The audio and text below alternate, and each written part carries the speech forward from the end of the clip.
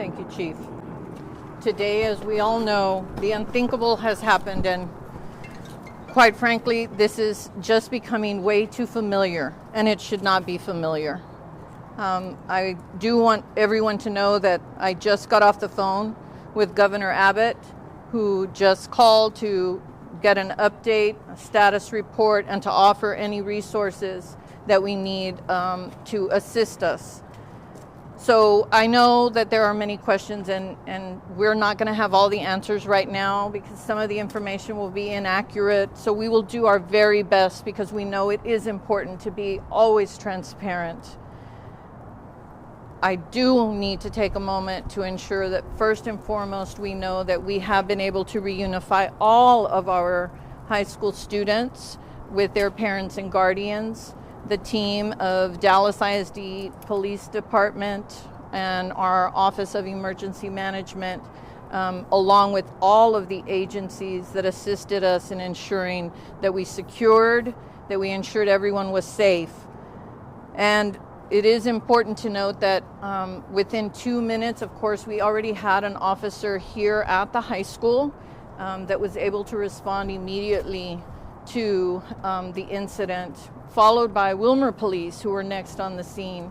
But I'm sure that you can tell that there were multiple agencies from the Sheriff's Department, the city police, whether it was city police from Dallas, city police from Wilmer, city police from Hutchins. Of course, DPS troopers have been here. We have the fire and rescue, FBI, ATF. There were a number of federal agents that were also here to provide that level of support. What I can tell you is our team worked very deliberately to ensure first and foremost that everyone was safe on campus as soon as the incident was reported, and provided of course treatment to each of the individuals. We will have difficulty giving you any specifics, of course, because as you all know, there are laws that keep us from being able to disclose information for minors. I also want to reiterate that we will not be having school at Wilmer-Hutchins High School for the rest of the week. We will have mental health clinicians and others available to assist anyone who would like to meet with counselors to discuss the incident. You don't ever just get used to this, and I am very aware of that.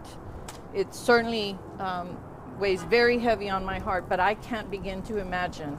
As a parent myself, I'm trying to put myself in those shoes. So again, I do want to, the reason Wilmer-Hutchins Elementary was also put on lockdown was because, of course, of its close proximity, but there was not any danger to anyone at the elementary school. We will be having elementary school tomorrow and Thursday. There is no need for anyone to be concerned about safety of their children. And we will still have additional officers because, again, I want to do everything we can to provide reassurances to our parents. The last thing anyone thinks when they're bringing their children to school, whether it's a high school or whether your spouse or significant other is going to work, is to think that these things are happening. But they do happen, and they shouldn't be happening.